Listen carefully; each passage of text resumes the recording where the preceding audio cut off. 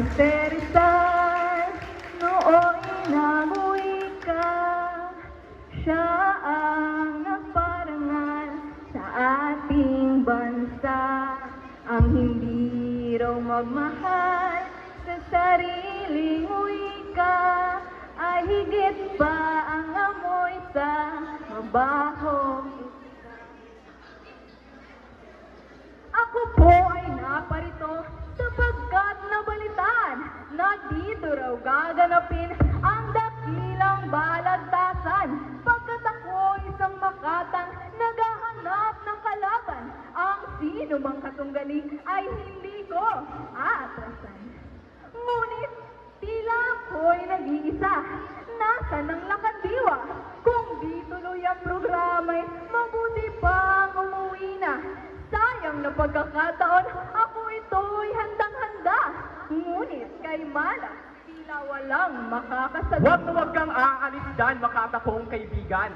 Ako itong lakandiwa na sa ating balagtasan. Na traffic lang na bahagya sa may panapaan, kaya saglit na mabalan dito sa ating tagpuan. Lakandiway na atasan, Iman Andre Comla, sa plantang tunang itong siya ang tagapangasiwa. Ngunit teka, sandali nga, bakit nawawala ang katunggali at kabanggaan mo sa diwa? Kami hindi nawawala, tulad mo rin, na traffic lang. Sabik na kami na ilang paso, ang kalabang na nag-aabang. O ginoong lakandiwa, kami po'y pahintulutan na lumahok sa programang may dadisal na katuwiran. Halina kayo at umakyat na rito sa ating tanghalan. At nang itong balagtasan ay agad nang masimulan. Kaagad ipakilala at sarili't pinagmulan. At saka ko ilalahad ang paksang babaliktakan. At kayong madlang manunood, bago kami magsimula, masigabong panampakan sa aming ibandela. Wendy Bilayo po, Bisayang naturingan, Makata ng Tigaw National High School, prinsesa ng balagtasan.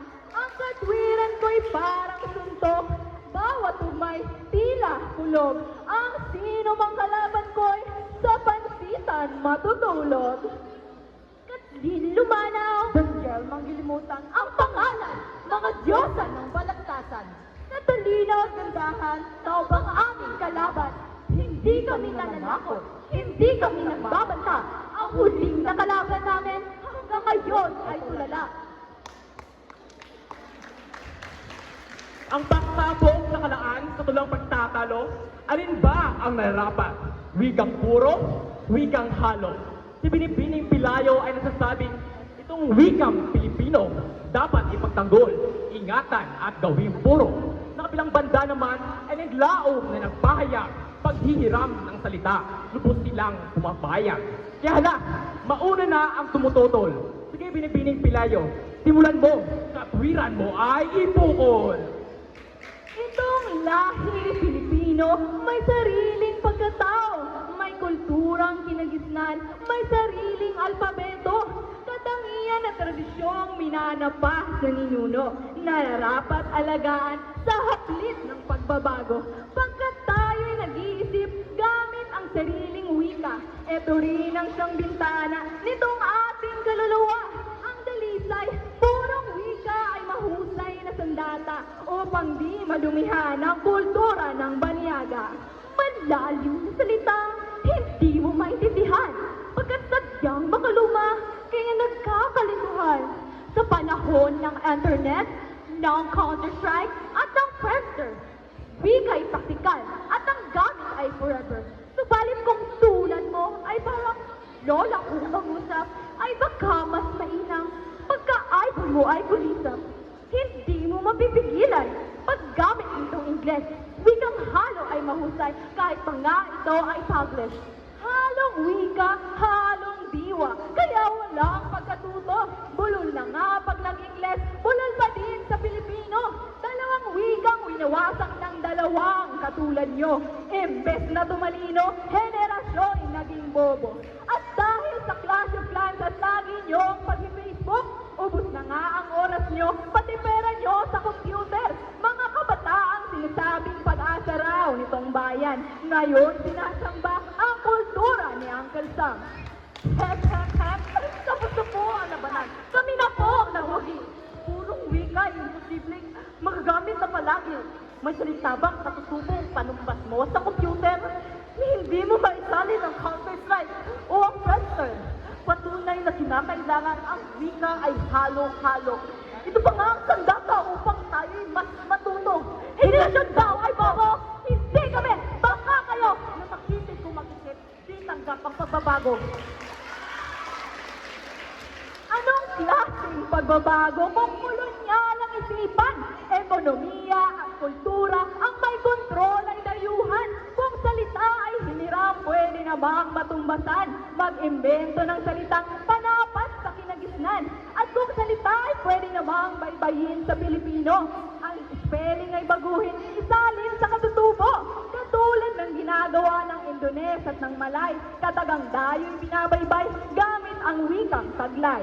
Ikaw ba'y napabaliw? Technical term? Babaguhin? Eh dahil lalong ang lahat ay kay hirap intindihin. Wala akong sinasabing technical terms ay baguhin. Tila itong mga kalaban ko ang siyang lola at ulyanin. Sino kaya ang ulyanin? Sino ba ang mas maganda? Kaya't kayong madlang manunood. Kayo na nga ang humusga. Di hamak na mas maganda kayo mangging Pilipina kumpara sa katulad niyong kutis labanos at namumutla. Hindi ako namumutla. Gamit ko ay glutathione. Kutis ng artista ang beauty ko sa ngayon. Kagandahang artificial. Meritong agham. Ang tanging magkakagusto, iyaong nahihibang lamang. At sinong nahihibang? Ikaw! Sandali lang mga kaibigan. Di na lumalayo kayo sa paksa ng balagtasan. Matapos na mapakinggan ang palitan ng katwiran, panahon na upang kayo'y husgahan. Wikang puro, wikang halo, alin ba ang nararapat na ituro at gamitin sa lahat ng paaralan? Totoo, ang wikang Ingles ay ating kailangan. Ito'y wikang universal na dapat nating pag-aralan. Ngunit kung mayroong wikang hindi dapat natin kalimutan, itong wika nating kinagisnan. Wikang puro, wikang halo, alin ba ang nararapat na gamitin at ituro sa lahat ng paaralan? Palagay ko po, nasagot na ang ating mga katanungan. Hiling ko sa inyo, kaming apat iyong palakpakan.